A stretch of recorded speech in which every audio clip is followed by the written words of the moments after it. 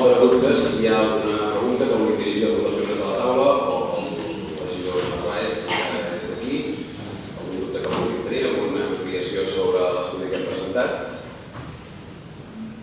No hi ha cap jove de 25 a 35 anys que s'ho vulgui defensar.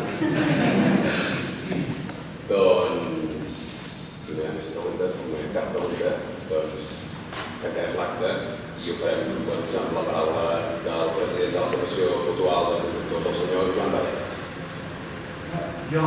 Una pregunta. Sí, una pregunta. El president pregunta abans de fer Per aclariment, per si hi ha alguna distorsió pel fet que la senyora...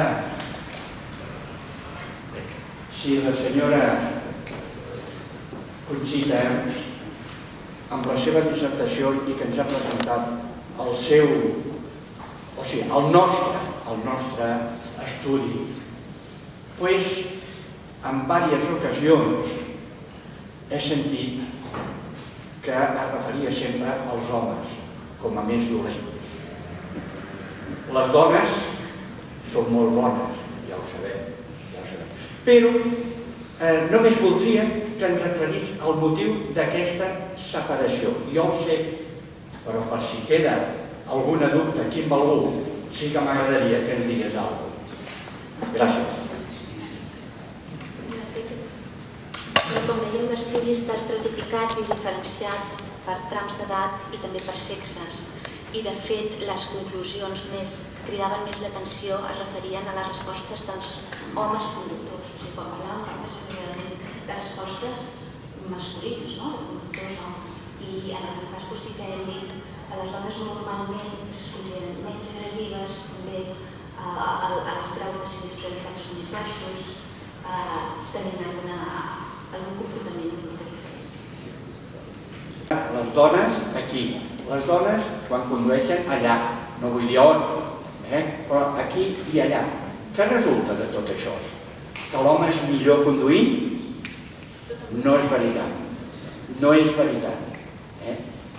Ara, si em fan la comparació amb una dona que hagi tret el carnet i que estigui conduint 6 mesos i que porti 10.000, 20.000 quilòmetres amb un home que faci 10 anys que té el carnet de conduir que porta 1.000.000 de quilòmetres, llavors li diré sí, tens raó, però estàs equivocat.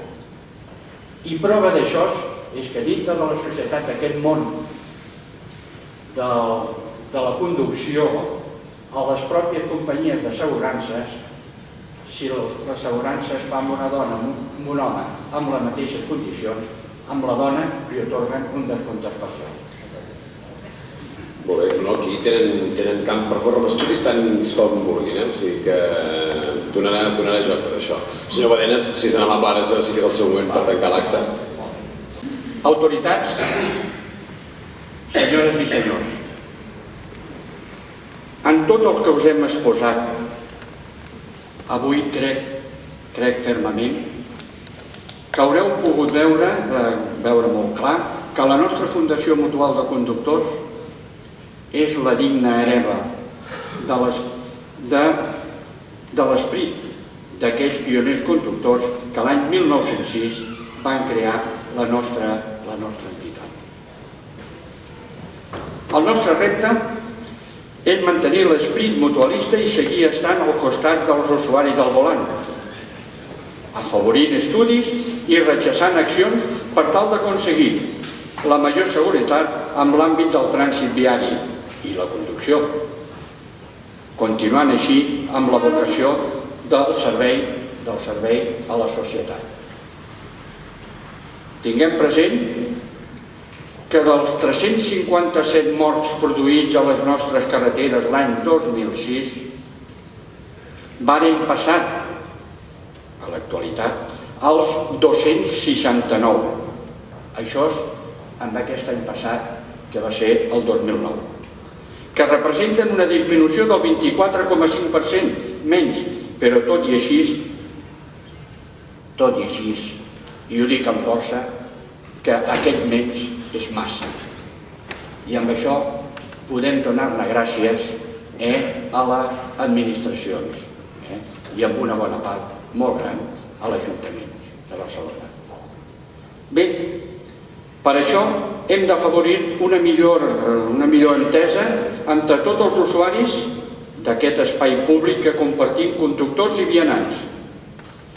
I des de la Fundació contribuirem a que siguin possibles termes com pacificació del trànsit, sostenibilitat o solidaritat. Valors que també transmetem als joves, als futurs conductors, que sens dubte viuran i compartiran un espai molt diferent del que hem conegut nosaltres. I el viuran amb una altra mena de vehicles i amb unes altres prioritats o interessos. No és pas una feina senzilla.